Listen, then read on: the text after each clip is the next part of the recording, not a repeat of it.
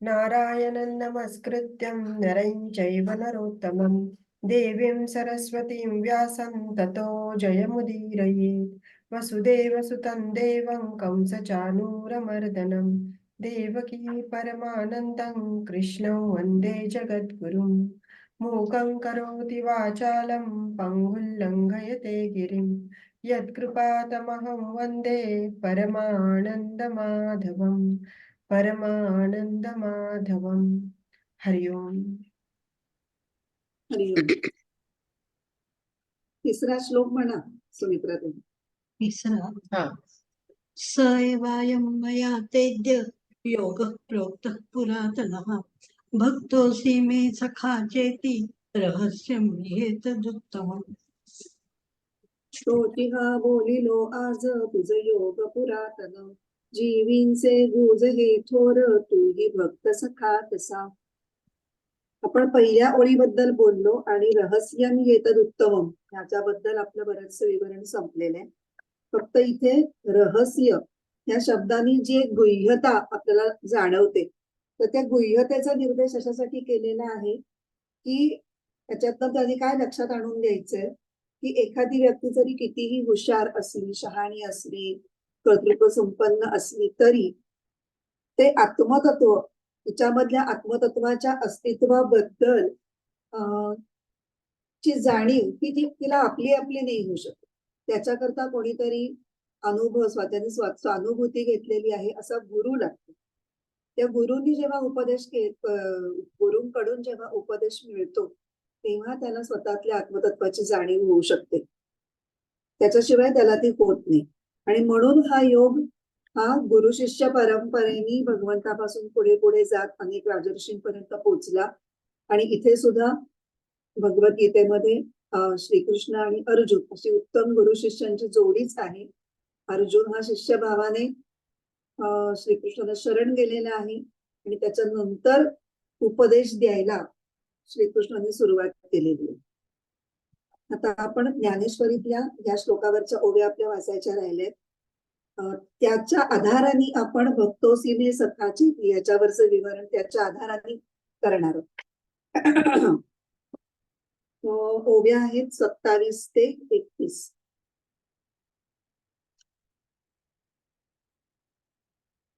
तोची हा आजी आता तुझ प्रती कुंती सुता सांगितला आम्ही तत्वता भ्रांती न करी. तोच कर्मयोग बा अर्जुना आम्ही तुला सांगितला आहे. तेव्हा आता सर्व संशय टाकून दे, भ्रांती न करी. हे जीवींचे निज गुज परी केली राखो तुझ जे पढियेसी तू मज म्हणून या. पढियेसी म्हणजे आवडता, तू माझा खूप आवडता आहेस. हे कर्मयोगाचं तत्व म्हणजे माझ्या जीवीचं एक रहस्य, गहन असं रहस्य आहे. पण तेही मी तुझ्यापासून गुप्त राखलं नाही कारण तू माझं फारच आवडता आहेस. तू प्रेमाचा पुतळा, भक्तीचा जिव्हाळा, मैत्रियेची चितकळा धनुर्धरा. हे वीरा पार्था तू म्हणजे केवळ प्रेमाचा अवतार, भक्तीचा प्राण आणि मैत्रीचं जीव सर्वस्व आहेस. तू अनुसंगाचा ठावो, आता तुझं काय वचू जावो, जरी संग्रामारूढ आहो जाहलो आम्ही. तू श्रद्धेचे आगर आहेस, मग तुझ्याशी थापाथापी करणे योग्य कसे होईल. म्हणून जरी आम्ही युद्धभूमीवर उभे आहोत तरी युद्ध करण्याच्या वेळी सुद्धा तरी नावेक हे साहावे, गाजा बज्जही न धरावे, परी तुझे अज्ञानत्व हरावे लागे आधी. तरी क्षणमात्र ही सगळा युद्धाचा सगळा गडबड गोंधळ बाजूला सारून आणि गडबड आवरून तुझं शंका निरसन करून मोह जाणून टाकणं अगत्याचं आहे. याच्यावरून कळतं की अर्जुनाचा मोह जावा याची किती आत्यंतिक तळमळ कृष्णाला लागलेली आहे. इथे आणि तुम्हाला म्हणलं होतं की आपण 4था अध्याय सुरू केला तेव्हा ज्ञानेश्वरीमध्ये पहिल्या श्लोकावरच्या ओव्या सुरू होण्याआधी पण काही ओव्या आहेत. पण मी त्या म्हटलं होतं की जेव्हा आपण ते योग्य वेळी वाचू त्यातल्या सगळ्याच ओव्या आपण वाचणार नाही आहोत. एकंदर 15 ओव्या पहिला श्लोक सुरू होण्याच्या पूर्वी ज्ञानेश्वरीमध्ये आहेत. त्यातल्या 7 ते 15 ह्या ओव्या आपण वाचणार आहोत. पण त्याच्यामध्ये कृष्णाचं अर्जुनावर किती अद्भुत प्रेम होतं ते दाखवणाऱ्या त्या ओव्या आहेत. आणि त्या भक्तोसी मे सखा चेती ह्या त्यातला जो तुकडा आहे, जो चरण आपल्या चालू असलेल्या श्लोकातला, त्याच्याशी खूप अनुरूप आहेत त्या, म्हणून ते आपण वाचूया. ते वेळी संजयो राया ते म्हणे, अर्जुनू अधिष्ठिला दैव गुणे, जे अतिप्रीती श्री नारायणे बोलतू असे. त्यावेळी संजय धृतराष्ट्राला म्हणाला, अर्जुन खराच निर्मळ गुणांच्या दैवी संपत्तीने मंडित झालेला आहे. कारण श्रीकृष्ण परमात्मा त्याच्याशी अत्यंत प्रेमाने बोलत असतात. प्रेमाने बोलत असतात म्हणजे नेहमीच खूप प्रेमाने बोलत असतात. जे न सांगेची पितया वसुदेवासी, जे न सांगेची माते देवकीसी, जे न सांगेची बंधू बळीभद्रासी, ते गुह्य अर्जुनेशी बोलत. ही ओवी जरा समजायला सोपी आहे. प्रत्यक्ष पिता वसुदेव, माता देवकी, भाऊ बलराम यांनाही जे गहन तत्व हे श्रीकृष्णाने कधी सांगितलं नाही, ते आज त्यांनी अर्जुनाला सांगितलं. देवी लक्ष्मी एवढी जवळीक, परी तेही न देखे या प्रेमाचे सुख, आजी कृष्ण स्नेहाचे बिक, यया तेची आठी. बिक म्हणजे सारांश किंवा संपूर्ण सामर्थ्य. अहो देवी लक्ष्मी एवढी जवळची, पण तिलाही जे प्रेमसुख लाभत नाही, ते श्रीकृष्ण प्रेमाचं खरं तत्व यालाच मिळालं. सनकादिकांची या आशा, वाढीनल्या होतिया कीर बहुवसा, परी त्याही येणे माने यशा, येती चिना. कीर म्हणजे खरोखर. ईश्वरी प्रेम पूर्णपणे आम्हाला प्राप्त होईल म्हणून सनकादिक योग्यांना फारच मोठ्या आशा होत्या, पण त्यांनाही अर्जुनाचा तोडीचं यश काही साधलं नाही.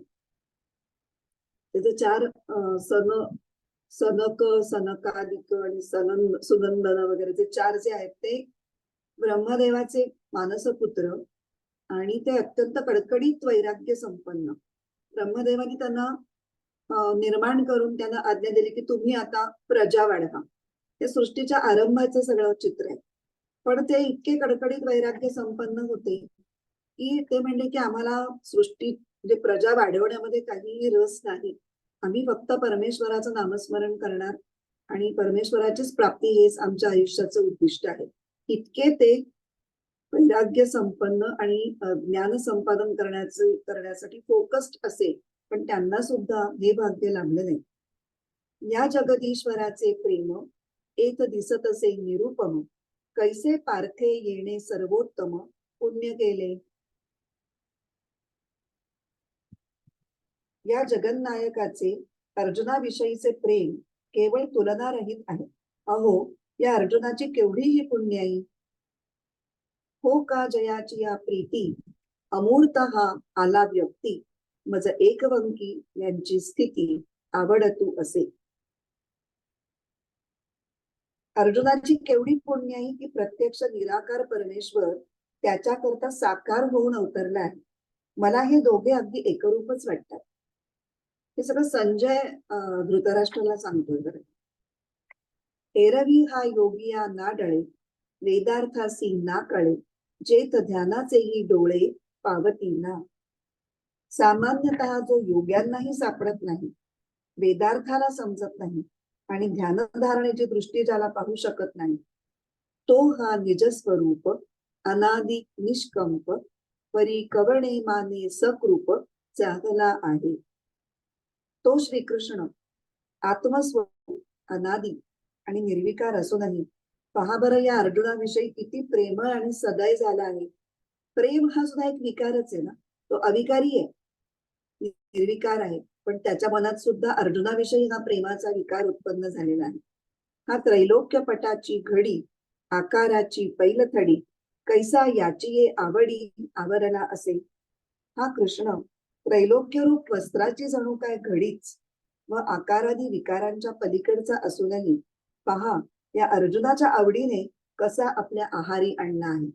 तो अमर्याद आहे, तो अमूर्त आहे, पण अर्जुनावरच्या प्रेमासाठी तो मूर्त साकार झालेला आहे, सगुण रूपात अवतार घेतलेला आहे आणि तो मर्यादित त्यांनी स्वतःला सीमित करून घेतलाय. हे जे सगळे ओव्या आहेत ना, त्या पुढच्या चौथ्या अध्यायामधला महत्वाचा टॉपिक जो चौथ्यापासून 10व्या श्लोकापर्यंत आपण पाहणार आहोत की अवताराचं रहस्य त्याची सूचना करून देणार आहे. इथे ज्या ओळी सांगितल्यात की जो योग्यांना सापडत नाही, वेदार्थांना सापडत नाही आणि ध्यानधारणाची दृष्टी सुद्धा ज्याला पाहू शकत नाही, तेव्हा तो आपल्याला प्रसिद्ध अभंग आठवतो बघा. वेदांनाही नाही कळला अंत पार ज्याचा, कानडा राजा पंढरीचा. तिथे हेच भाव व्यक्त केलेले. आणि 11व्या अध्यायामध्ये सुद्धा शेवटी 53 आणि 54 जे श्लोक आहेत त्याच्यामध्ये हेच सांगितलं. सगळं विश्वरूप दर्शन दाखवून झाल्यानंतर अर्जुन म्हणतो की नको रे बाबा मला हे तुझं विश्वरूप दर्शन, मला पुन्हा आपलं चतुर्भुज रूपच दाखव, मला तेच बरं वाटतंय, मला फार भीती वाटतेय सगळं बघून. तेव्हा तो म्हणतो की नाहम वेदैर न तपसा न दानी न चेज्जया शक्य एवं विधो द्रष्टुम दृष्टवानसी माम यथा. तो म्हणतो अरे जे ज्या पद्धतीने तुम्हाला पाहिलंयस चतुर्भुज रूपात काय किंवा विश्वरूपात, हे असं रूप पाहणं हे वेदांनाही जमणार नाही, म्हणजे वेदाभ्यासाने जमणार नाही, तपश्चर्येने जमणार नाही, मोठमोठी दानं देऊन मोठमोठे यज्ञयाग करून जमणार नाही. कशाने जमेल? भक्त्यात्वनन्यया शक्यम अहमेवं विधोर्जुन ज्ञातुम द्रष्टुंच तत्वेन प्रवेष्टुंच परंतप. फक्त अनन्य भक्तीमुळे अशा पद्धतीने मला बघणं ही गोष्ट तुला जशी जमली तशी नाही, तर मला जाणून घेणं, मला पाहणं आणि तत्वेन प्रवेष्टुम तत्वानी माझ्यामध्ये प्रवेश करणं हे कशालाच शक्य नाही अनन्य भक्ती खेरीज. इतका भक्तीचा महिमा आहे. आणि आपल्याला माहिती आहे की अर्जुनाची पुण्यही खरोखरच मोठी होती आणि अर्जुन हा अत्यंत निस्सीम आणि कुठल्याही स्वार्था पलीकडे असं त्याचं कृष्णावरचं प्रेम होतं. आणि ते एका आपल्याला महाभारतातल्या कथेवरून पाहायला मिळतं. ती कथा आपल्याला माहिती, कथा फार अपरिचित नाहीये, पण त्या कथा आणि कथेचं जे मर्म आहे ते आपल्याला इथे जाणून घ्यायला खूप मजा येणार आहे. म्हणजे पार्थ कसा होता? पार्थ हा अत्यंत, म्हणजे त्याची पुण्याई काय होती तर त्याच्या मनाची रुजुता, सरळपणा. त्या रुजू या शब्दावरून त्याचं नाव अर्जुन असं आलेलं आहे. तर अत्यंत सरळ मनाने प्रेम करणं हेच अर्जुनाचं कसं पुण्य होतं ते सांगणारी महाभारतातली एक कथा आपण बघू आणि मग त्या कथेचं मर्मही पाहू. की पार्थ सरळ तर होताच, आणि त्याचं कृष्णावर अत्यंत स्वाभाविक असं प्रेम होतं, कुठल्याही स्वार्थासाठी नव्हतं, निस्वार्थीपणे. ते किती सहज होतं ते बघण्यासाठी जी आपण गोष्ट बघणार आहोत. तुला माहितीये की जेव्हा युद्ध अटळ आहे असं ठरलं तेव्हा सगळी दोन्हीकडचे लोक म्हणजे पांडव आणि कौरव हे सैन्यांची जुळवाजुळव करायला लागले. आणि मग अनेक राजांना अप्रोच होऊन तुमचं सैन्य आणि तुम्ही आमच्या बरोबर याल का, तुम्ही आमच्या बरोबर याल का वगैरे अशा सगळ्या अटाघाटी सुरू झाल्यानंतर कृष्णाला सुद्धा लोक विचारायला येणारच होते. म्हणजे आधीच डिक्लेअर केलं होतं कृष्णाने की मी लढणारच नाही, मी शस्त्रच हातात घेणार नाही, पण माझी सेना आहे, म्हणजे मी आणि माझी सेना ह्याच्यातलं ज्याला कोणाला काय हवं असेल तर तुम्ही मागू शकता, मी देईन. अशी सूचना गेल्यामुळे दुर्योधन आणि अर्जुन हे श्रीकृष्णाला भेटायला येतात. योगायोगाने ते एकाच दिवशी येतात. आधी दुर्योधन येतो तेव्हा श्रीकृष्ण झोपलेला असतो, त्यामुळे वाट बघण्याशिवाय दुर्योधनाकडे काही पर्याय नसतो. त्यामुळे दुर्योधन एका आसनावर बसतो. ते आसन श्रीकृष्णाच्या डोक्याच्या बाजूला असतं. काही वेळाने अर्जुन तिथे येतो आणि अर्जुन श्रीकृष्णाला झोपलेला पाहून त्याच्या पायांच्या शेजारी एक जे ठेवलेलं असतं आसन तिथे तो बसतो आणि दोघेही वाट बघायला लागतात. काही वेळानंतर श्रीकृष्णाला जाग येते. सहजच त्याचं लक्ष पायाशी बसलेल्या अर्जुनाकडे जातं आणि तो त्याच्याशी बोलायला सुरुवात करतो. अरे तू कधी आलास, तू कशासाठी आलास, काय वगैरे. दुर्योधनाचा जीव खालीवर होतो. तो म्हणला आता जर हा आधी याच्याशी बोलला तर मग आणि ह्यांनी चुकून मागून घेतलं आपलं तर सैन्य. मग तो एकदम मध्ये बोलायला लागतो की अरे कृष्णा मी आधी आलोय आणि मी त्या सेना मागण्यास म्हणजे तुझा निरोप तुझा मिळाला सैन्य किंवा तू तर त्या संदर्भात बोलायला मी आलेलो आहे.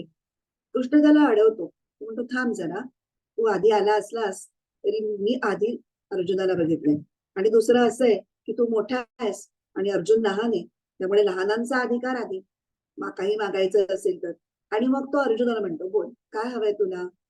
किंवा अर्जुन क्षणाचाही विचार न करता अर्थात असं म्हणतो की मला तूच हवंयस.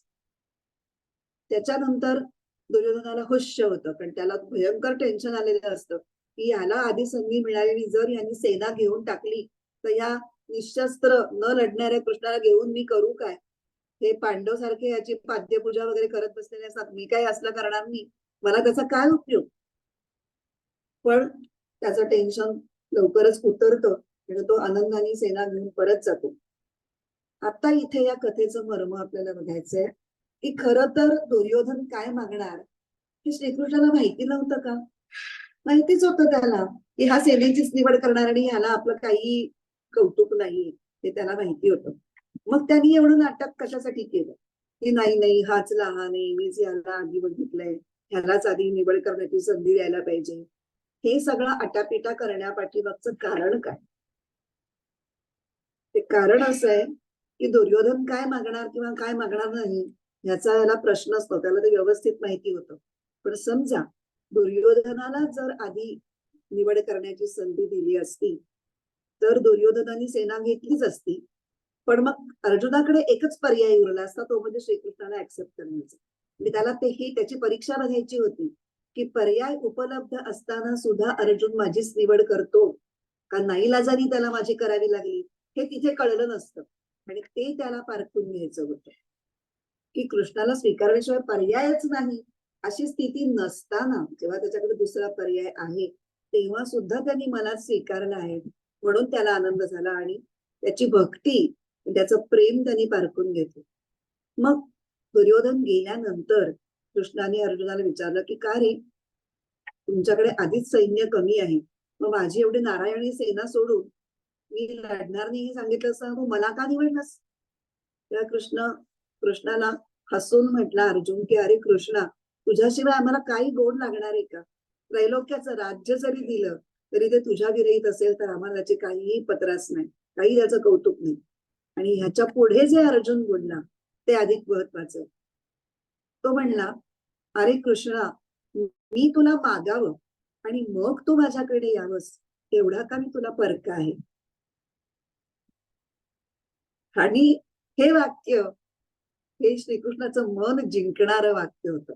म्हणून जगदीश्वराने आपलं प्रेम हे पार्थावर ओवाळून टाकावं इतका त्या पार्थाचा त्याच्याशी जिव्हाळा आहे. म्हणून तो म्हणतोस भक्तोसी मे सखा चेती रहस्यही एतदुत्तमम्. कुठलंही रहस्य ठेवलेलं नाही हे श्रीकृष्णाने अर्जुनाला सांगायचं. त्यांनी नुसता प्रश्न विचारावा आणि त्यांनी धबा धबा धबा उत्तरं द्यावी. त्यांनी न विचारलेल्या प्रश्नांची सुद्धा उत्तरं देत होतो. इतकं त्याच्यावरती ओसंडून का प्रेम वाहतं? तू प्रेमाचा पुतळा, भक्तीचा जिव्हाळा, मैत्रियेची चितकळा दगोरगो. त्यामुळे प्रेमामुळे हे भगवान सांगतायत. आणि तसा या कथेमध्ये अर्जुनाच्या प्रेमाचा खरेपणा हा श्रीकृष्णाने आधी पारखून घेतला आणि मग ते पांडवांच्या बाजूनी त्याचा सारथी होऊन लढायला गेले. तसं अर्जुनाने सुद्धा आतापर्यंत आपण पहिल्या 3 श्लोकांमध्ये जे योगाची प्रस्तावना, योगाचं रहस्य सांगण्याचा प्रयत्न सुरुवात आहे, तर श्रीकृष्णाचं म्हणणं त्यांनी पारखून घेतलं. कारण प्रेम जसं निसंशय हवं तसं ज्ञान सुद्धा निसंदेह असंच पाहिजे. निसंशय निसंदेह असं पाहिजे. आता काय शंका आली आहे अर्जुनाला ती आता चौथ्या, इथे आपला पहिला जो विभाग आहे योगाची प्रस्तावना, तो हा इथे आपला विषय संपतो. आता चौथ्या श्लोकापासून पुढे अवताराचा रहस्य कसं प्रकट होत जातं हे पाहण्यातही खूप मजा येणार. हा चौथा श्लोक पासून मी म्हणते श्लोक हा. अर्जुन उवाच अपरं भवतो जन्म परं जन्म विवस्वतः कथमेतद्विजानीयां त्वमादौ प्रोक्तवानिति. अर्जुन म्हणाला, या काळाचा तुझा जन्म सूर्याचा तो पुरातन, तू बोलिलास आरंभी हे मी जाणू कसे बरे.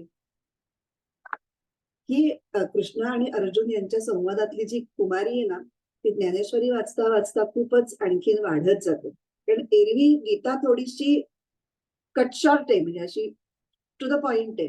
पण मधलं मधलं जे फिल इन द ब्लँक्स किंवा रिडिंग बिटवीन द लाईन्स जे ज्ञानेश्वरीमुळे आपल्याला समजतं की श्रीकृष्णाच्या मनातले भाव, अर्जुनाच्या मनातले भाव, ते फार सुंदर ज्ञानेश्वरीच्या अंगाने आपल्याला उलगडतात. आणि ती गीता अधिक सरस होते. म्हणजे गीतेमध्ये रस आहेच, पण तो रस वाढवण्याचं काम ज्ञानेश्वरी करते. आता आपण पहिल्यांदा पदच्छेद करू. फार संधी नाहीये त्याच्यामध्ये. अपरम भवतः जन्म परम जन्म विवस्वतः कथम एतत् विजानीयाम त्वम आदौ प्रोक्तवान इति. अन्वय. अर्जुन उवाच. अर्जुन म्हणाला, भवतः जन्म अपरम, तुझा जन्म अलीकडचा. विवस्वतः जन्म परम, विवस्वानाचा म्हणजे सूर्याचा जन्म फार पूर्वीचा. असं असताना त्वम आदौ एतत् प्रोक्तवान, तूच पूर्वी हा योग सूर्याला सांगितलेला होतास. इथे कथम मी जानीयाम, हे मी कसं समजावं. काय म्हणतोय अर्जुन, तुझा जन्म तर अगदी अलीकडचा आहे आणि विवस्वान कुठल्या काळातला, तर तूच पूर्वी हा योग सांगितलास, हे काही मला कळत नाहीये कसं काय आहे हे. आता आपण बघूयात कसं आहे हे. तिसऱ्या अध्यायाचा अखेरचा विषयाचा प्रवाह पुढे नेतायत चौथ्या अध्यायाच्या पहिल्या श्लोकापासून, की बुद्धीच्या पलीकडे असलेलं आपलं आत्मस्वरूप जाणणं हा ज्या कर्माचा उद्देश आहे ते कर्म म्हणजे योग. या धारणेने भगवान हा अव्यय योग मी प्रथम सूर्याला सांगितला, मग त्यांनी मनूला, मग त्यांनी इक्ष्वाकुला वगैरे वगैरे सांगायला सुरुवात केली. त्याच्यानंतर पुढे 2 श्लोक सांगून झाले की पुढच्या राजर्षींपर्यंत ही परंपरा पोहोचली, मग मध्येच तो योग लुप्त झाला. पण आता हा योग लुप्त झालेला मी तुला सांगतोय, कारण की तू माझा अत्यंत जवळचा मित्र आहेस, अत्यंत भक्त आहेस, लाडका. पण अर्जुनाची गाडी मात्र अजून पहिल्या श्लोकाच्या पहिल्या चरणापाशीच अडकलेली आहे. इमम विवस्वते योगम प्रोक्तवानहम अव्यय. त्याला पुढचं दुसरा तिसरा श्लोक ऐकू गेलाय का नाही, किंवा त्याला तो वचनी पडलाय का नाही, किंवा त्याच्यात तसा काही विचार झालाय का नाही हे कळायला मार्ग नाही, कारण तो त्याच्यातच अडकलाय. हे कसं झालं, हे कसं झालं. ते खरं तर तिसऱ्या श्लोकामध्ये आपली स्तुती ऐकून त्याला छान आनंद वगैरे वाटला पाहिजे, किंवा पण त्याची ती स्तुती त्याच्या गाणीही नाहीये, कारण तो एक अत्यंत सजग असा श्रोता आहे. आणि आपली शंका नीट निरसन करून घेणं हे आपल्या स्तुतीला रिस्पॉन्स देण्यापेक्षा त्याला अधिक जास्त महत्वाचं वाटतं. तर विवस्वान म्हणजे सूर्य. आता हा किती पूर्वीचा आहे ते माहित नाही, त्यामुळे सूर्याला योग सांगणं ही मुळात गोष्ट त्याला ती अद्भुत वाटते. अगदी आपण पुराण कथेप्रमाणे धरलेलं की विवस्वान हा कश्यप ऋषी आणि अदिती यांचा मुलगा. तरी सुद्धा ती जी काही परंपरा सांगितली, विवस्वान म्हणून इक्ष्वाकू, हे सगळे राजर्षी अनेक पिढ्या आधीचे, म्हणजे कृष्ण आणि अर्जुनाच्या जी पिढी चालू आहे त्या पिढीच्या खूप मागच्या पिढ्यांमध्ये ही सगळं घटना चालू आहे. त्यामुळे विवस्वानाला श्रीकृष्णांनी योग कसा आणि कधी सांगितला हेच त्याच्या मनात खुटखुटतंय. आणि तो अत्यंत सरळ मनाचा आहे, त्यामुळे त्याला पडलेला हा जो सरळ सरळ प्रश्न आहे तो त्यांनी सरळपणे पटकन विचारून तो मोठा झाला. तर त्याचं नावच अर्जुन आहे ना, आणि तो काही फक्त नावाचा अर्जुन नाहीये, त्याच्या कृतीत त्याच्या बोलण्यात सुद्धा तो सरळपणा हा सतत आपल्याला दिसून येतो. संदेह मनात आल्याबरोबर विचारून टाकणं हा त्या रुजुतेचाच एक आविष्कार आपल्याला या प्रश्नाच्या रूपाने दिसतो. आता याआधी श्रीकृष्णांनी सांख्य योग सांगितलाय, त्याच्यानंतर स्थितप्रज्ञ लक्षण, अख्खा कर्मयोगाचे विविध पैलू सगळं सांगितलंय.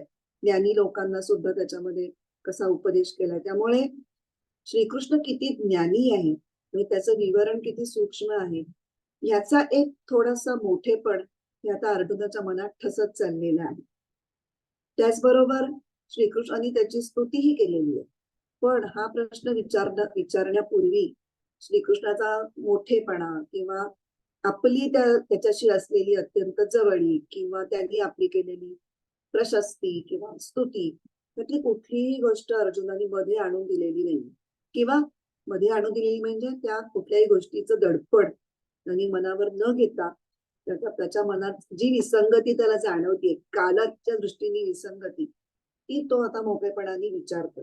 हा प्रश्न विचारणारा अर्जुन हा खरं तर शास्त्रीय दृष्टिकोन लाभलेला आहे असंच म्हणायला पाहिजे. की एकतर सांगणाऱ्याच्या मोठेपणाची, सांगणारा आणि आपण आपल्या नात्याची जे काही नातेसंबंध आहेत त्याची भीड किंवा आपल्याला कळलं नाहीये ह्याची लाज, इथली कुठलीच गोष्ट त्यांनी बाळगली नाहीये. आणि जे शास्त्र शिकणाऱ्यांनी बाळगू नये आणि जे विचारायचं ते विधान करणाऱ्या व्यक्तीला अगदी मोकळेपणाने आणि स्पष्टपणे विचारायला पाहिजे, तसं अर्जुनाने विचारलेलं आहे. मात्र इथे अर्जुनाच्या या प्रश्नामध्ये कुठलाही तर्क किंवा आक्षेप नाहीये. म्हणजे श्रीकृष्णावर दाखवलेला अविश्वास नाहीये. तर्क किंवा आक्षेपाने मला हे म्हणायचं की हे काय बोलतच, असं नाहीये. तर अर्जुनाच्या प्रश्नामध्ये एक साधी सरळ शंका आहे, एक शास्त्रीय दृष्टिकोन आहे की काळाचं काही गणित जुळत नाहीये आणि एक जिज्ञासा आहे त्याच्या प्रश्नामध्ये. त्यामुळे तो भगवंताच्या जन्मासंबंधीचं रहस्य जाणून घ्यायला अत्यंत उत्सुक आहे आणि म्हणूनच तो हा प्रश्न विचारतो. आता काही विद्वानांनी, त्याच्यामध्ये शंकराचार्य सुद्धा आहेत, त्यांनी असं प्रतिपादन केलंय की खरं म्हणजे अर्जुनाला काही शंका आलीच नव्हती किंवा त्याचा अविश्वास नव्हता किंवा त्याला काही प्रॉब्लेम नव्हता. पण तरीही हे श्रीकृष्णाचं बोलणं थोडं असंबद्ध वाटेल काही लोकांना आणि ते त्याच्यावर आक्षेप घेतील, म्हणून तो फक्त शंका विचारल्यासारखं करतोय की जेणेकरून तो प्रश्न विचारेल आणि त्याच्यावर उत्तर देऊन भगवंतांच्याच तोंडून हा आक्षेप निरसन केला जाईल आणि कोणी त्यांच्याकडे बोट दाखवू नये, असं एक प्रतिपादन शंकराचार्यांनी सुद्धा आणि त्यांच्याच पुष्टी देणाऱ्या अनेक विद्वानांनी केलेलं आहे. कारण त्यांचं म्हणणं की भगवान श्रीकृष्णांचं अलौकिक सामर्थ्य हे अर्जुनाला माहितीच आहे ना, त्याला का शंका येईल, असं त्यांचं म्हणणं. कारण स्वतः भगवंतानीच आपलं अवतार रहस्य प्रकट करावं, स्पष्ट करावं, असा अर्जुनाचा भाव होता आणि म्हणून त्यांनी हा प्रश्न विचारून तशी संधी दिली श्रीकृष्णाने. आता इथे हा जो एक प्रश्न आहे की तुझा जन्म तर पुष्कळ अलीकडचा आहे आणि सूर्याचा जन्म तर खूप अलीकडचा आहे, तुझा पुढचा आहे काळाच्या याच्यामध्ये, तर तू कसं काय हे जमवलंस किंवा कसा तू योग सांगितलास. तर याच्यामध्ये 4 अजून छुपे प्रश्न आहेत. ते कुठले कुठले, म्हणजे प्रश्न वरकरणी एकच दिसतो, पण त्यात 4 मुद्दे अर्जुनाला कळलेले नाहीये किंवा त्याचा विचार व्हायला पाहिजे. पहिलं, भगवंतांनी पुनर्जन्मात केव्हा तरी सूर्याला हा योग सांगितला, मग त्याचं स्मरण या जन्मात त्यांना कसं राहिलं, पहिला प्रश्न. मग दुसरा प्रश्न, श्रीकृष्ण आणि अर्जुन हे साधारणपणे एकाच एकाच काळामधले आहेत, एकाच वयाचे आणि श्रीकृष्णाने देवकीच्या गर्भातून जन्म घेतला ही गोष्ट अर्जुनाला माहितीये. मग सृष्टीच्या आधी त्यांनी देह कसा काय धारण केला, कशामुळे ते देह धारण करू शकले असतील, ही एक शंका. तिसरं, भगवंत जर ब्रह्मस्वरूप असतील किंवा सृष्टीची उत्पत्ती, स्थिती आणि प्रलय करणारे ईश्वर असतील, तर मग त्यांना जन्म मृत्यू कसा काय, हा पण प्रश्न आहेच ना. आणि चौथं, की भगवंत ब्रह्म आहेत आणि मायेच्या द्वारे ते सृष्टीचं सगळं नाटक रचतायत. असे 4 प्रश्न या एका प्रश्नामध्ये लपलेले आहेत. आता इथे महाभारतामध्ये प्रत्येक सर्गाची सुरुवात ही नारायणं नमस्कृत्य नरं चैव नरोत्तमं देवीं सरस्वतीं व्यासं ततो जयमुदीरये ह्या श्लोकांनी होते. ती काय होते, तर नारायणच कृष्ण आणि अर्जुन या रूपाने उद्भवलेले आहेत अशी महाभारतकारांची ठाम धारणा आहे. एका रूपात तेच प्रश्न विचारतात, एका दुसऱ्या रूपात तेच उत्तर देतात. दोन्ही क्रियांचा उद्देश ज्ञान प्रकट करणं हाच आहे. पण काही असो, सूक्ष्म शास्त्राचा वक्ता कसा असावा हे भगवंतांच्याकडे बघून कळतं आणि सूक्ष्म शास्त्राचा श्रोता कसा असावा ते अर्जुनाकडे बघून कळतं. महाभारतातला अर्जुन म्हणजेच गीतेतला अर्जुन, कारण गीता ही महाभारताचाच एक भाग आहे. गीतेतला अर्जुन हा सरळ आहे, तो सरळ थेट प्रश्न विचारतो, आला मनात प्रश्न विचारला. पण ज्ञानेश्वरी मधला अर्जुन सरळ आहे तो मनाने, पण तो थोडा लढीवाळ आहे. तो कसा लढीवाळ आहे, पण तो हाच प्रश्न कसा विचारतो, आपण आता ज्ञानेश्वरीतल्या ओव्या वाचून बघूया. खूप मजा आणणाऱ्या ओव्या आहेत. ओवी क्रमांक 32 ते 40.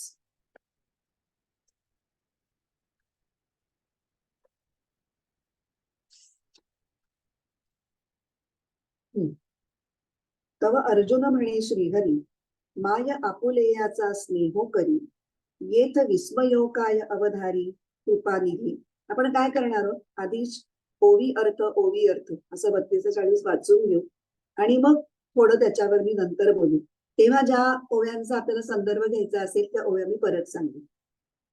तेव्हा अर्जुन म्हणाला, म्हणजे कंटिन्युइटी त्या विषयाची ओव्या वाचतानाची राहते. मध्येच बोलत राहिलं ना तर मग थोडं मग ती कंटिन्युइटी जाते. तेव्हा अर्जुन म्हणाला, अहो श्रीकृष्ण, आईने आपल्या मुलावर प्रेम केले तर त्यात आश्चर्य कसले. अहो कृपासागरा, हे पहा, तू संसार श्रांतांची सावली, अनाथ जीवांची माऊली, आमुते कीर प्रसवली, तुझीच कृपा. तुम्ही संसारात दमल्या शिंदल्यांची शीतल सावली आणि निराश्रितांची माऊली आहात. तुमच्या कृपेने आम्ही जन्माला आलो. देवा पांगोळ एखादे विजे, तरी जन्मवनी जोजारू साहिजे. हे बोलो काय तुझे, तुझची पुढा. विजे म्हणजे विणे. आपण गाई म्हशी वितात, प्रसूत होणे. मग प्राण्यांसाठी विणे हा शब्द वापरतात, बाळंत होणे याच्यासाठी. आणि जोजारू म्हणजे जंजाळ, म्हणजे खूप सगळ्या भानगडी. काय म्हणायचंय, देवा एखाद्या बाईने पांगळ्या मुलाला जन्म द्यावा आणि त्याच्या जन्मापासूनच त्याला जंजाळ सहन करायला लागावा, तसंच आमच्याविषयी तुम्हाला करावं लागत आहे. पण या तुमच्या गोष्टी तुमच्या समक्षच काय सांगाव्या. तरी मागील जे आता पुसेन जे मी काही, तेथ निके चित्त देई, तेहीची देवे कोपावे ना काही, बोला एका. आता देवा माझ्या प्रश्नाकडे चांगलं लक्ष द्या आणि माझ्या बोलाचा कृपा करून राग मात्र मानू नका. तरी मागील जे वार्ता तुवा सांगितली होती अनंता, ते नावेक मज चित्ता मानेची ना. पण तुम्ही जी मागची गोष्ट आता सांगितलीत ना, की मी विवस्वान सूर्याला कर्मयोगाचं रहस्य उपदेश केला, ती मात्र माझ्या मनाला तिळभरही पटत नाही. जे तो विवस्वतू म्हणजे काही, ऐसे हे वडिलाही ठाऊवे नाही, तरी तुवाची केली पाही उपदेशिला. कारण तो विवस्वत कोण होता हे आमच्या वाडवडिलांना सुद्धा ठाऊक नाही. मग तुम्ही त्याला उपदेश कसा करणार. तो तरी ऐकजे बहुता काळांचा, आणि तू तव श्रीकृष्ण सांपेचा, म्हणून गा ये मातूचा संवादू. सांपेचा म्हणजे सांप्रत काळचा, म्हणजे अलीकडच्या काळाचा. तो विवस्वत फार काळापूर्वी झाला म्हणून ऐकण्यात आहे, आणि तुम्ही श्रीकृष्ण तर आजकालचे, म्हणून ही तुम्ही सांगितलेली गोष्ट असंबद्ध दिसते. देवीची देवा चरित्र तुझे, आपण काहीची नेहमीचे, हे लटिके केवी म्हणजे एकी येळा. पण उलट पक्षी देवा, तुमचं चरित्र आम्हाला मात्र अगम्य आहे. मग ही गोष्ट लटकी आहे म्हणजे खोटी आहे असं तरी एकदम कसं म्हणावं. परी हेची मातू आघवी, मी परियेसे ऐशी सांगावी, जे तुवाची ते या रवी उपदेशू केला. यासाठी तुम्ही त्या विवस्वत सूर्याला उपदेश केला, ही गोष्ट मला समजून पटेल अशा रीतीने सांगावी. आता आपण जरा या ओव्यांची गंमत बघूया. म्हणजे ह्याच्यातला अर्जुन कसा थोडा वेगळ्या पद्धतीने श्रीकृष्णाला तीच शंका मांडतोय हे बघण्यात गंमत आहे. हा सरळ सरळ विचारलेला नाहीये प्रश्न, त्याला विचारायचंय तेच, तो विचारतोय तेच, पण थोडस प्रश्नाला सांभाळून घेत, गुटमळत, आडवळणारी, हळूहळू विषयाकडे जात असं तो जातो. आता असं तो का विचारत असेल, तर याच अर्जुनाने कृष्णाला 3ऱ्या अध्यायाच्या सुरुवातीला पण एक प्रश्न विचारला, जायसी चेत कर्मणस्ते मता बुद्धिर जनार्दन, तत्किम कर्मणी घोरे माम नियोजयसी केशव. सांगते पुढे त्याचा अर्थ, तुम्हाला आठवतच असेल ते, पण पुन्हा एकदा आपण ह्याची 3ऱ्या अध्यायातला प्रश्न आणि 4थ्या अध्यायात विचारलेला प्रश्न याच्यामध्ये काय नेमका फरक पडलाय अर्जुनाच्या मनोभूमिकेमध्ये, तर त्याचा आविर्भाव बदललाय, म्हणजे त्याचा ऍटिट्यूड बदललाय. तो ज्या आविर्भावात 3ऱ्या अध्यायातला प्रश्न विचारतो त्याच आविर्भावात तो 4थ्या अध्यायातला प्रश्न विचारत नाही. 3ऱ्या अध्यायात कसं विचारलं होतं ते बघूयात थोडं, की कर्म करणं श्रेयस्कर की ज्ञान, याच्यातलं एक काहीतरी सांग मग. उगाच गोंधळात पाडू नकोस. एकदा हे बोलतोय, एकदा ते बोलतोय. आधीच इथे युद्ध करू का नको आणि मी धर्मसंमूढ चेता झालेले, त्याच्यामध्ये तुझं आणखीनही भर. कशासाठी मग एवढं तू कर्मानंतर ज्ञानाची एवढी बनावण केलीस, मग मला पुन्हा हे घोर संग्राम करण्यासाठी कशाला उचकवतोयस? असं थोडासा तो लागट, किंवा एक मित्र दुसऱ्या मित्राला बोलेल अशा पद्धतीने तो बोलतो. त्या ओव्या इथे काही थोड्याशा आहेत, की तूच जर असं बोललास तर मग आमच्यासारख्या नेणत्यांनी काय करावं? नेणते म्हणजे त्यांना कमी कळतं. अज्ञानी लोकांनी काय करावं? मग विवेकाचं काम संपलंच की. वैद्य पथ्य सांगणार एकीकडे आणि दुसरीकडे जाताना विष देऊन जाणार. मग काय उपयोग? हा तुझा उपदेश म्हणजे आंधळ्याला मुद्दामून खाचखळगांच्या रस्त्यावर सोडण्यासारखं आहे, किंवा माकडाला मद्य पाजण्यासारखं आहे. हे सगळं ताडताड बोलून झाल्यानंतर कुठेतरी त्याला वाटतं की अरे जरा आपण जास्तच बोललो. मग तो म्हणतो परत मुद्दा न सोडता खुबीनी, की मी अत्यंत जड असे परी ऐसाही निके परी येसे, श्रीकृष्णे बोलावे तुवा कैसे एकनिष्ठ. एक काहीतरी सांग न बाबा, फार गोंधळात नको बाबा पाडूस. देखे रोगा ते जिणावे, औषध तरी देयावे, परी ते अतिरुच्च व्हावे मधुर लेसे. म्हणजे औषध तर हवंय, पण ते तोंडात घेण्या इतपत तरी त्याची चव बरी असावी ना. ते म्हणजे विषापेक्षा जहर असेल, जालीम असेल, तर ते पिऊ तरी कसं? तर हे सगळं बोललेला अर्जुन आता जेव्हा 3ऱ्या अध्यायातला सगळा कर्मयोग त्यांनी ऐकलाय, त्याच्यानंतर तो भारावून गेलेला आहे. कर्मयोगातले एक एक पैलू जे श्रीकृष्णाने त्याच्या समोर मांडले ते ऐकून तो अतिशय भारावलेला आहे. त्याच्यानंतर पण त्यांनी ते एक प्रश्न विचारला होता, की कुणाच्या प्रेरणेने माणूस हा पापकर्माकडे ओढला जातो. त्याला कृष्णाने काय उत्तर दिलं? दुसऱ्या कुणाची प्रेरणा लागत नाही, स्वतःच्याच अंतःकरणातले काम क्रोध जे आहेत ना तेच तिकडे ओढून देतात. हे कृष्णाचं उत्तर ऐकून तो चपापलेला आहे. इंद्रिय मन बुद्धी यांच्या पलीकडे असलेलं श्रेष्ठ आत्मतत्व हे जाणून तेच तू आहेस, तर त्याच्यामुळे तू या सगळ्यांचं नियमन करू शकतोस. हे ऐकल्यामुळे कृष्णाच्या विवरणातली सूक्ष्मता, त्याचं ज्ञान, त्याचा अधिकार हे सगळं त्याला जाणवलेलं आहे. त्यामुळे तो इथे प्रश्न करायचा जरी सोडत नसला तरी तो एक सौम्यपणे तो प्रश्न विचारतोय. त्याच्यात मला नाही तुझं हे पटत, असं सडेतोडपणा किंवा ताठरपणा किंवा एक मित्र मित्राशी बोलेल असा नाहीये भूमिका. तू म्हणतोस म्हणजे खरंच असणार, पण मला नाही कळते, तर प्लीज मला कसं समजेल असं सांगशील का बाबा? असा त्याचा समजून घेण्याचा भाव आहे. आणि ज्ञानेश्वर महाराजांचा देवाबाबत जो लढिवाळपणा आहे तो त्यांनी अर्जुनाच्या शब्दांमधून अशा पद्धतीने व्यक्त केलेला आहे. मग तव अर्जुन म्हणे श्रीहरी, माया आपुलेयाचा स्नेहो करी, येथ विस्मयो काय अवधारी कृपानिधी. हरी हरी कोणाला म्हणतात? माया किंवा अज्ञान हे दूर करणारा, यांचा पालन करणारा तो हरी.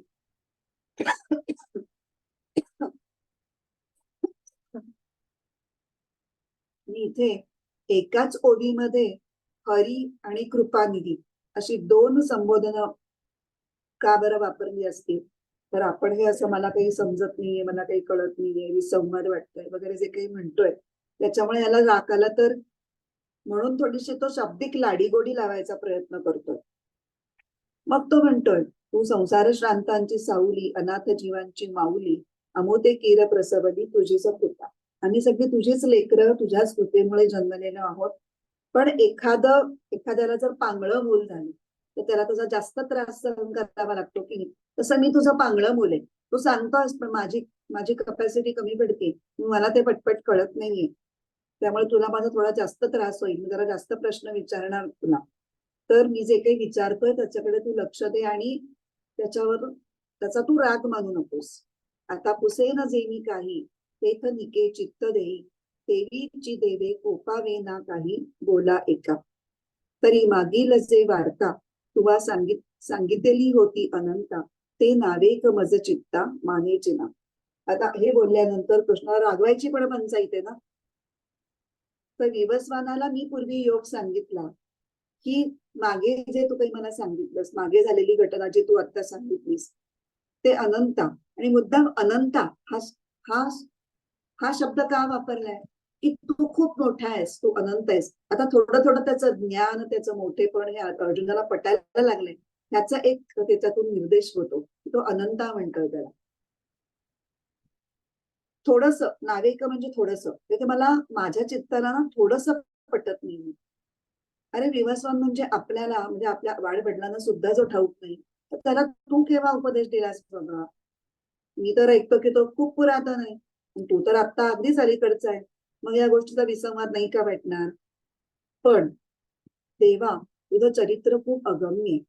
ते आम्हाला सगळं काही कळू शकत नाही. त्यामुळे मी असंही म्हणू शकत नाही की तू खोटं बोलतोयस. म्हणजे मला असं म्हणायचं नाहीये की तू खोटं बोलतोयस. पण मला कळत नाहीये. तेव्हा ती गोष्ट मला पटेल किंवा मला समजेल, उमगेल अशा पद्धतीने तू कृपा करून सांग. असा तो लाडीगोडी लावत अर्जुन, ज्ञानेश्वरी मधला अर्जुन हा श्रीकृष्णाची अशा पद्धतीने बोलतोय. ही दोन अर्जुनांची रूप बघायला खूप छान होत. आता पुढे 5व्या श्लोकापासून श्री भगवान वाच, श्री भगवान आता बोलायला सुरुवात करतात. श्री भगवान वाच, बहूनि मे व्यतीतानि जन्मानि तव चार्जुन, तान्यहं वेद सर्वाणि न त्वं वेत्थ परन्तप. श्री भगवान म्हणाले, माझे अनेक ह्या पूर्वी झाले जन्म तसे तुझे, जाणतो सगळे मी ते अर्जुना तू न जाणसी. पदच्छेद.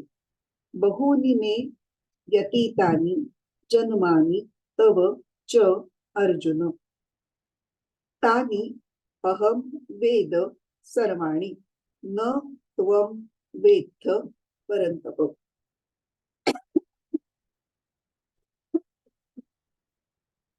हे अर्जुना, मे च तव, माझे आणि तुझे, बहूनि जन्मानि व्यतीतानि, पुष्कळ जन्म होऊन गेले आहेत.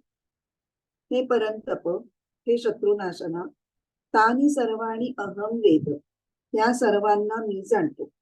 न त्वं वेत्थ, पण तू मात्र जाणत नाहीस. हे अर्जुना, माझे आणि तुझे पुष्कळ जन्म होऊन गेले आहेत, पण हे शत्रुनाशना, त्या सर्वांना मी जाणतो, पण तू मात्र जाणत नाहीस. आता या 3ऱ्या श्लोकामध्ये भगवंतांनी अर्जुनाला आपला भक्त आणि प्रिय सखा असं संबोधून त्याच्याविषयीचं प्रेम प्रकट केलं. 4थ्या याच्यामध्ये अर्जुन किती सजग श्रोता आहे हे त्यांनी 4थ्या श्लोकातल्या प्रश्नावरून आपल्याला कळलं. पण अर्जुनाच्या मनात भगवंताच्या जन्माबद्दल जाणून घेण्याची एक प्रबळ अशी जिज्ञासा निर्माण झालेली पाहून भगवंत त्याची ती जिज्ञासा शमवण्यासाठी आता आपलं बोलणं या श्लोकाने सुरू करतात. बहूनि मे व्यतीतानि जन्मानि तव च अर्जुन, अर्जुना, माझे आणि तुझे बरेच जन्म होऊन गेले आहेत. पहिली ओळ. भगवंतानी 2 बंधूंच्या रूपात, नर आणि नारायण या रूपात अवतार घेतला असं जर आपण पाहिलं तर मग हेच श्रीकृष्ण अर्जुन या बोधानी पाहिलं तर अनेक जन्म त्यांचे मध्ये होऊन गेले. नरनारायणापासून श्रीकृष्ण अर्जुन रूपानी जन्म घेईपर्यंत मध्ये काही त्यांचे जन्म होऊन गेलेले आहेत. पण हे सांगण्याचा या श्लोकाचा भाव नाहीये. वेगळं सांगायचं या श्लोकामध्ये. या श्लोकाचा भाव काय आहे? तर ईश्वराचे अवतार आणि मानवाचे पुनर्जन्म ह्याच्यामध्ये फरक आहे. ही गोष्ट या श्लोकामधून सांगायची. अर्जुनाच्या जन्मांचा उल्लेख करून भगवान पुनर्जन्माचा सिद्धांत मांडतात. पुन्हा मांडतायत खास. त्यांनी आधी हा एकदा मांडलेला आहे 2ऱ्या अध्यायामध्ये. नत्वेवाहं जातुनासं नत्वं नेमे जना विपाः न चैव न भविष्यामः सर्वे वयमतः परम्. हा जो श्लोक होता त्याच्यामध्ये काय म्हणलं होतं? मी, तू आणि हे राजे लोक पूर्वी नव्हते असंही नाही आणि पुढे आपण नसू, नसणार नाही असंही नाही. त्याचा अर्थ आपण सगळेच कायम होतो आणि कायम असू. इथे एकदा पुनर्जन्माचा सिद्धांत मांडून झालाय. आता पुन्हा एकदा इथे मांडतायत आणि गीतेनी पुनर्जन्म हा सिद्धांत म्हणून सांगितलेला आहे. त्याच्यावर चर्चा गीता करत नाही. असं खरंच होतं का नव्हतं असा चर्चेचा विषय नाही. हे कन्क्लुजन निघालेलं आहे. कारण पुनर्जन्मानी एक गोष्ट आपल्याला कळते पुनर्जन्माच्या सिद्धांताने, की मानवी जीवनाची उत्क्रांती हा एक पूर्णत्वाकडे नेणारा प्रवास आहे आणि तो प्रवास एका जन्मात पूर्ण होऊ शकत नाही. एका जन्मात ते पूर्णत्व प्राप्त होऊ शकत नाही, म्हणून जीव नवनवीन शरीर धारण करत राहतो. आणि सामान्यपणे असं म्हटलं जातं की जीव हा वासनेनुसार जन्म घेतो. प्रत्येक कर्म ही माणसाच्या चित्तावर संस्काराचा ठसा उमटवतं. असे अनेक संस्कार आणि त्या संबंधित वासना या चित्तामध्ये स्टोअर्ड असतात. चित्त म्हणजे मेमरी बँक असं म्हटलं जातं. आणि हे चित्त हे मृत्यूनंतर जे सूक्ष्म शरीर स्थूल शरीराला सोडून पुढच्या प्रवासाला जातं, त्या सूक्ष्म शरीराचा चित्त हा एक मोठा महत्वाचा भाग आहे. आणि मग जेव्हा पुढच्या प्रवासामध्ये म्हणजे एक स्थूल शरीर सुटल्यानंतर त्या संस्कारांना त्या चित्तामध्ये साठवलेल्या वासनांना जेव्हा प्रकट होण्याची योग्य संधी उपलब्ध होईल, अशा घरामध्ये किंवा अशा ठिकाणी, अशा देशात आणि त्यातल्या संस्कारांना अनुकूल त्या वासनांचा सगळा उपभोग घेता येईल, अशा प्रकारच्या शरीरामध्ये ते चित्त फिट होतं. काही पुनर्जन्माची जी प्रक्रिया आहे ती थोडीशी सांगून आपण थांबणार आहोत. माता पित्यांपासून मुलाच्या शरीराची पेशी तयार होते आणि तिच्या विभाजनाने आणि त्या तयार झालेल्या पेशींच्या पुन्हा पुन्हा होणाऱ्या विभाजनाने एक असा पेशींचा समूह तयार होतो. अशा पद्धतीने तो गर्भ वाढत जातो आणि मग त्यात सूक्ष्म शरीरधारी जीव प्रवेश करतो. त्या जीवामध्ये त्याचे आधीचे सगळे संस्कार जे सुप्त रूपात ते चित्तात साठवलेले असतात ते घेऊन तो प्रवेश करतो. मग आता त्या जीवाचे शारीरिक धर्म हे त्याच्या आई वडिलांकडून अनुवंशिक पद्धतीने आलेले असू शकतात.